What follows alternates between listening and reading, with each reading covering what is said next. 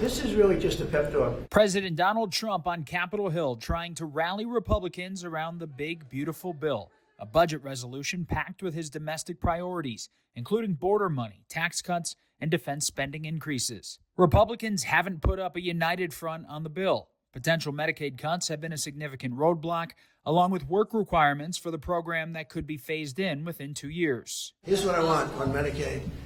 We're not touching anything. All I want is one thing, 3 words. We don't want any waste, fraud, or abuse. Very simple. Waste, fraud, abuse. Other than that, we're leaving it. Medicare, we're leaving it. Trump singled out Kentucky Republican Thomas Massie while making it clear how he feels about members of the party who are not on board. I don't think Thomas Massie understands government. I think he's a grandstander, frankly. He'll probably vote. We don't even talk to him much. I think he should be voted out of office. Massie has consistently voted no on budget bills he doesn't feel cut enough spending. He's still a no vote on the current bill and spoke about being typically a lone Republican dissenter on Full Measure with Cheryl Atkinson this past weekend. He's called me a grandstander again, but this time he didn't qualify as third rate, so I think I'm moving up in the world.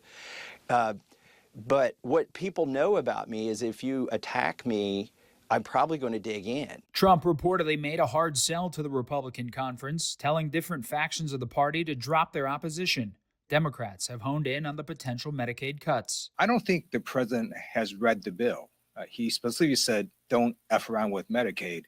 The bulk of their bill messes around with Medicaid. House Speaker Mike Johnson previously said he wanted to get something passed by Memorial Day. I'm going to just end it here and tell you that failure is simply not an option. We'll find out over the next few days if the president played the role of closer and was able to get the conference aligned. Reporting in Washington, I'm Matt Gelka.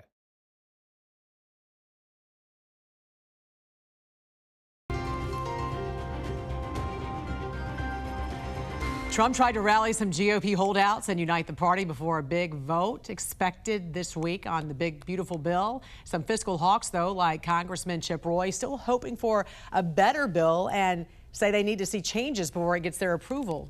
Right now, the House Rules Committee is still discussing it. And joining us this morning is former White House economic advisor Steve Moore.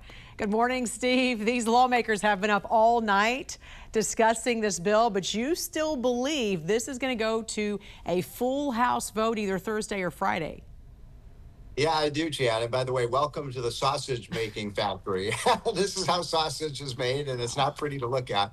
But all sorts of deals are being cut at this point. You mentioned my friend Chip Roy. He's trying to hold out for some additional spending cuts in this bill. I think he's going to get some of what he wants. But you agree, by the way, your organization agrees with what he wants, because I didn't even know this either. Some of the stuff that's in this bill is very important to look at. GOP lawmakers want to add these work requirements for able-bodied adults, but those don't kick in until 2029. Yeah, why? Which is ridiculous. I mean, why? That's a good question. Why? Why are they waiting to do it? They should have been, we should have work requirements for all welfare programs, able-bodied people, not people in wheelchairs or people who are unable to work. And we should have had those yesterday. So there's no reason why it should be phased in over, I mean, by 2029, Donald Trump won't even be president. So that's one of those issues that has to be worked out. I do think they'll move up that. I think they've made a deal to move that date up.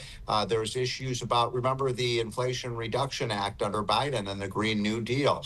A lot of Republicans, including myself, want to see that gone. It's a big waste of money, $400 billion. So there's issues like that. And then, of course, there's the issue that Donald Trump talked about yesterday at that press conference that you have 4 or 5 Republicans who want to, increase what's called the SALT deduction. That's the deduction you get for state and local taxes. Right now, that deduction is $10,000. I just got a text literally 5 minutes before I came on your show that they may have a deal to raise it to $40,000, which is a giant increase, and that would be a big, reduction in the taxes paid by millionaires and billionaires in blue states like New York, New Jersey, and California. I personally think that's way too high. I don't think there's any reason people should be able to deduct their state and local taxes off their federal tax. All that does is encourage states and localities to raise their taxes.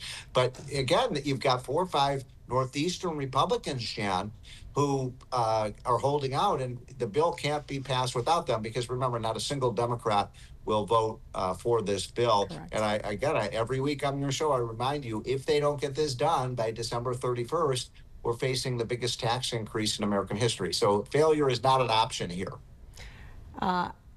We've been talking about this for a long time. Is there a possibility, though, they could take the, extending the 2017 Trump tax cuts to codify those and separate those away from this bill? Is that a possibility? Well, really, the bill pretty much just, if you look at that bill, mainly what it does is just extend that, make sure that the tax cuts that we passed in 2017 don't expire. Now, there are other features to this. Remember the no tax on tips? That's included in the bill, and some of the issues like no tax on overtime. But mostly what this really does is just make sure that at the beginning of next year, there is no giant tax increase. And that's something I was just looking at the polling. I mean, most Americans are very much in favor of making sure. I mean, the average family would face a $2,500 increase in their taxes next year. That would be a financial blow. That would be outrageous. But again, I just want to reiterate, you do believe this is going to go. What you're hearing right now. I do. I'm going to vote. predict on your show, I think we're going to get a vote on Friday. Because look, they want to go home. There's nothing that gets these guys moving more than a vacation. So this is Memorial Day weekend. I think they want to go home. They want to have it signed, out of the House. And then, of course, then we have to go through this all again, Jan, in the Senate. All right, we shall see. But you heard it here first. You think it's going to be done before the Memorial Day weekend. Former White House Economic Advisor Steve Moore. Great to see you, sir. Hope you have a great weekend yourself. Thanks for joining us. You too.